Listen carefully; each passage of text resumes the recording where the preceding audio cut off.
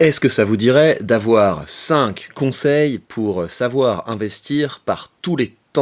Alors attention, hein, attention, je ne donne pas de conseils. Les conseils que je vais vous donner proviennent d'un magazine, le magazine Le Revenu, parce que vous savez, c'est l'été, moi ce que j'aime bien faire, j'aime bien me poser sur la plage avec des magazines.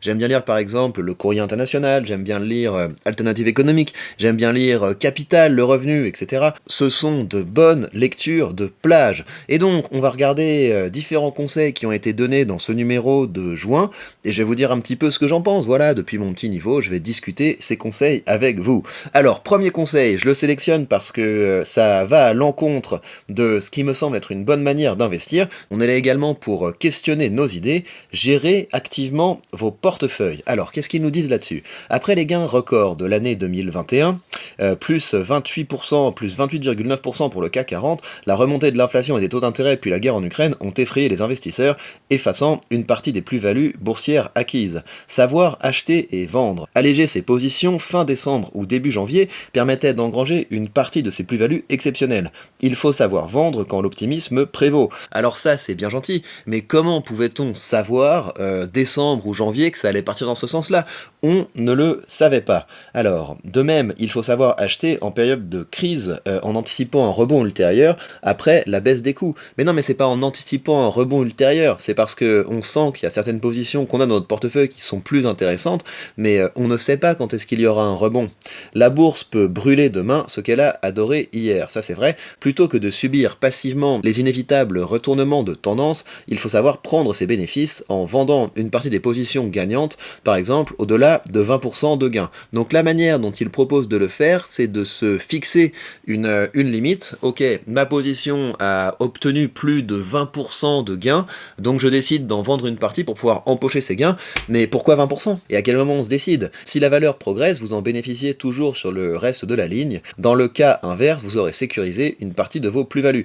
Donc ils invitent vraiment à faire de la gestion active de portefeuille. Quand c'est dit comme ça sur le papier, ça peut avoir l'air d'être une bonne idée, mais d'une part, vous ne savez pas quelle direction va prendre le marché demain, et d'autre part, même quand vous investissez sur des courtiers sans frais, vous avez toujours un petit peu de frais. Vous avez soit des frais qui sont liés au taux de change, donc par exemple, vous allez avoir un taux de change qui est pas très intéressant quand vous achetez des valeurs sur le marché américain en euros, ou alors vous allez avoir des choses du type, il va y avoir une petite différence entre le moment où vous passez votre ordre et le moment où l'ordre est effectivement exécuté, et donc vous allez avoir une petite différence que le courtier va pouvoir encaisser. Donc évidemment, sur les néo-courtiers, vous avez des frais minimes par rapport aux courtiers traditionnels où à chaque ordre, on va vous prendre, je sais pas, 1%, ou alors à chaque ordre, on va vous faire payer 1 euro, 2 euros, parfois plus, mais plus vous passez d'ordre sur votre portefeuille, et plus vous risquez de vous tromper, mais également plus vous amenuisez votre capital, même si ce sont des frais minimes.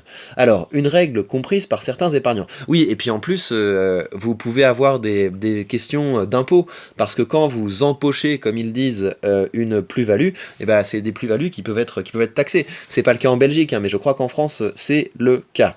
Une règle comprise par certains épargnants. En 2021, selon l'autorité des marchés financiers, 1,6 million de particuliers ont passé au moins un ordre d'achat ou de vente sur des actions, un montant en hausse de 19% par rapport à 2020. Au quatrième trimestre 2021, 743 000 épargnants ont réalisé au moins une opération sur action. Ça, c'est pas très intéressant. En tout cas, le point, c'est qu'ils nous disent qu'il faut gérer nos portefeuilles activement, qu'il faut vendre quand on a fait beaucoup de plus-value et qu'il faut racheter quand ça a beaucoup baissé. Et donc ça, quand on le dit comme ça a l'air d'être plutôt une bonne stratégie, mais sachant que plus vous faites de mouvements, plus vous payez de frais de façon générale, et plus vous risquez de vous tromper. Donc je ne compte pas, moi, appliquer ce conseil. Je vous ai fait une vidéo où je vous disais un petit peu les choses qui me déterminaient à vendre. Les choses qui me déterminent à vendre, c'est pas tellement que le marché monte, baisse, etc. C'est plutôt au regard des fondamentaux des entreprises. Il y a certaines entreprises, quand elles vont avoir vraiment monté, je vais commencer à me dire, bon, celle-là, j'ai pas tellement confiance dans le fait qu'elle va pouvoir continuer à croître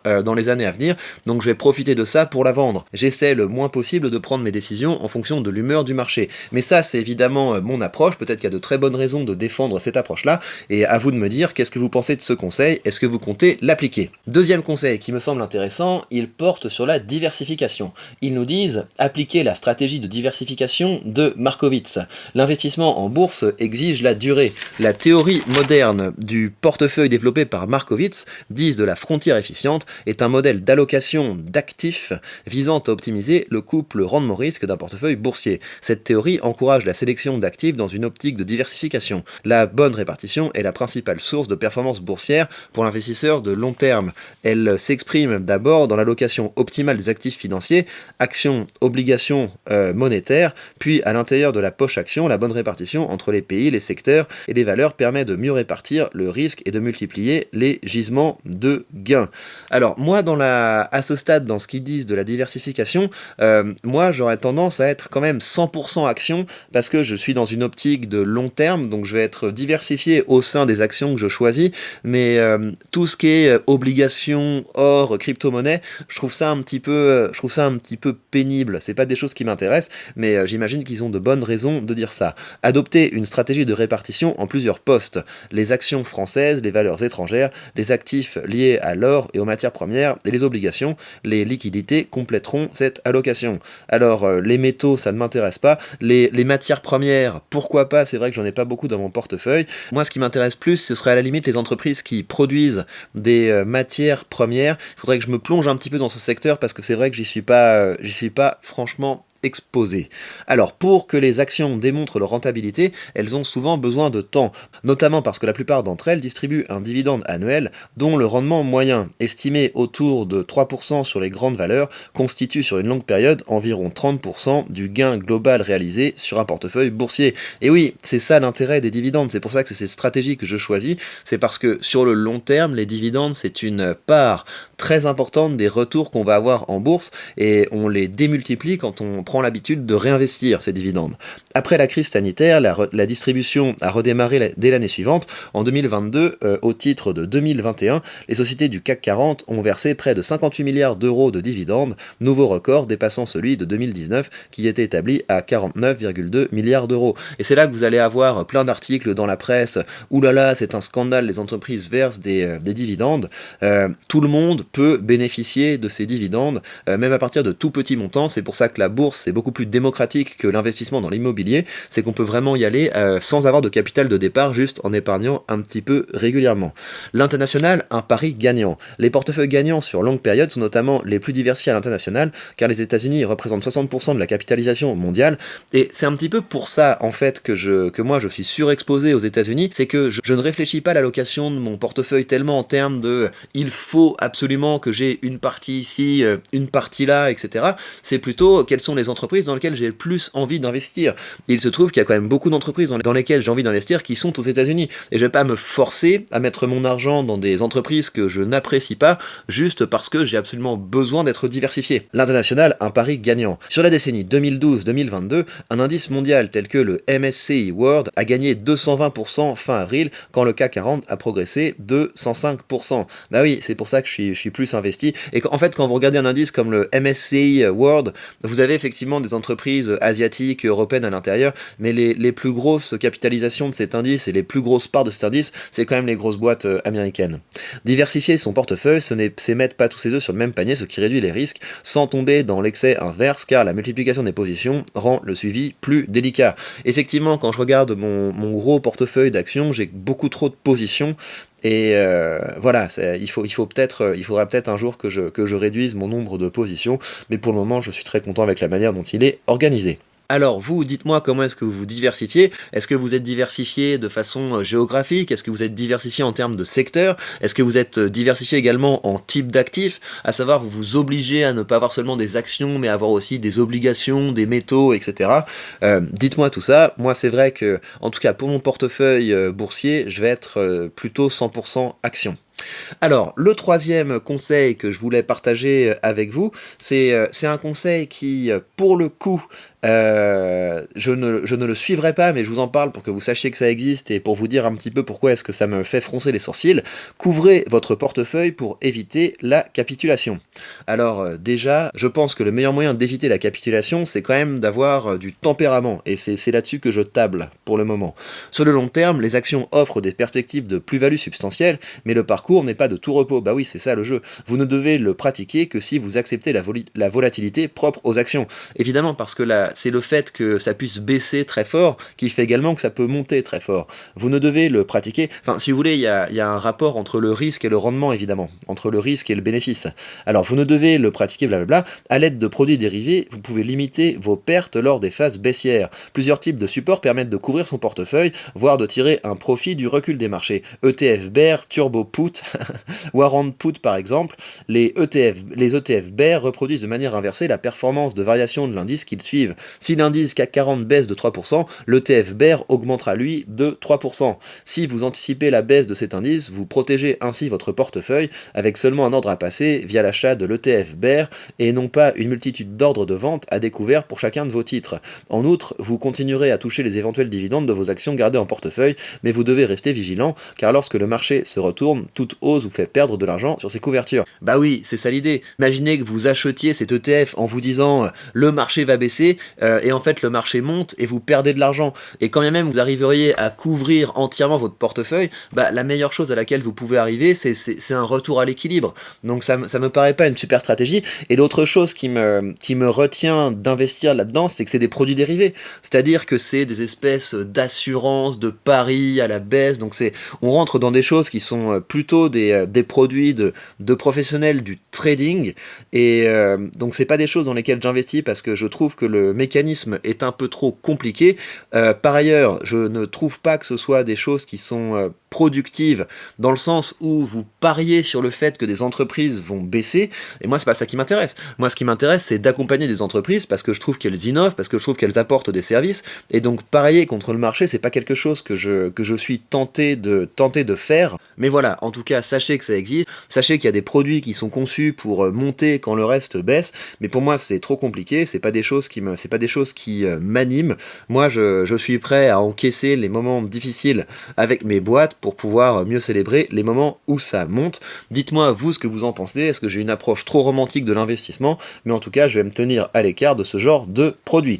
Quatrième conseil, conservez 5 à 10% de liquidité. Vous devez toujours garder au moins 5 à 10% de liquidité, voire davantage en période de baisse des marchés pour pouvoir réinvestir sur le repli sans devoir céder des lignes en plus-value dont vous ne voulez pas vous séparer. Alors moi personnellement c'est pas comme ça que je fais, je table sur mes revenus. En fait je table sur mes revenus sur le fait que tous les mois j'ai la capacité d'épargner une certaine somme et de l'investir de façon régulière, mais je vais pas commencer à avoir dans mon portefeuille une poche de liquidité que je vais pouvoir réutiliser, mais peut-être que c'est une mauvaise stratégie. Peut-être que je ferais mieux effectivement d'avoir toujours 5 à 10% dans mon portefeuille de liquidité, et ça fait partie des choses que peut-être je pourrais envisager de faire à l'avenir, parce que là ça fait quand même 2 crises que je traverse, et peut-être que si j'avais eu plus de liquidité j'aurais pu plus bénéficier, donc on va voir, peut-être que je peux réfléchir à ça, sachant que quand on dit liquidité, ça veut dire que vous pouvez avoir un ETF qui reproduit, je sais pas moi, les obligations du trésor, qui reproduit,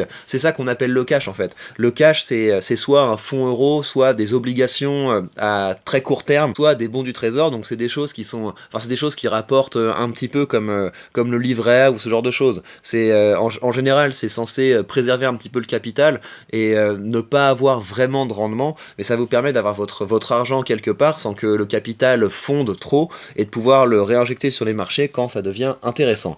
Donc dites-moi ce que vous pensez de ce conseil, est-ce que vous comptez conserver une partie de votre portefeuille en liquidité? Pour le moment ce n'est pas quelque chose que je fais, mais je pourrais y songer à l'avenir. En fait pour le moment ça va quoi, j'ai pas encore l'intention de faire ça. Dernier conseil, et ça pour le coup je pense que je le signe dès demain, gardez la tête froide en toutes circonstances. Fort de ces conseils, vous devez à la fois prendre régulièrement vos bénéfices et garder votre sang-froid pendant les crashs. Donc non, je ne signe pas ça dès demain. Les bénéfices, je suis pas en train de me dire il faut que je vende pour avoir du du cash ou je sais pas quoi. Moi, ce qui m'intéresse dans la stratégie à dividende, c'est que l'objectif, c'est pas que je puisse dégager du cash en vendant des positions. L'objectif, c'est que les boîtes dans lesquelles j'investis augmentent leurs dividendes au fur et à mesure des années, si bien que mon revenu passif augmente et un jour, bah, j'ai vraiment une ligne de revenus sans avoir besoin à jouer, à acheter et vendre en essayant de parier sur les plus-values que je pourrais réaliser. Donc je ne signe pas ça. Les investisseurs qui ont traversé les crises boursières de 2001, 2003, 2008, 2011, janvier 2016, fin 2018 et février-mars 2020 savent que les risques pris sur les actions cotées est rémunéré sur longue période. Ça effectivement, je suis d'accord, car lorsque l'investisseur se retire des marchés sous l'effet de la peur, voire de la panique, il rate en général toujours la hausse qui suit. Le choc de l'invasion russe en Ukraine l'a encore montré. En un mois après le déclenchement du conflit le 24 février, Wall Street, moins exposée, avait retrouvé puis dépassé ses niveaux du 23 février, et les bourses européennes avaient pour l'essentiel rattrapé la chute fin février. Certes, la situation politique instable, blablabla, blablabla. En fait, le point, c'est que souvent, quand les gens paniquent et sortent du marché, ils sont un petit peu ébouillantés et du coup ils vont pas réinvestir au bon moment pour pouvoir bénéficier de la hausse, et c'est pour ça que c'est comme ça que les gens perdent de l'argent. Les gens perdent de l'argent parce qu'ils paniquent et qu'ils vendent au pire moment et qu'après ils ne rentrent pas sur les marchés pour pouvoir bénéficier de la remontée. Et donc c'est pour ça que moi je ne joue pas avec cette idée il faut prendre ses bénéfices, quand ça a monté de 20% il faut vendre, etc.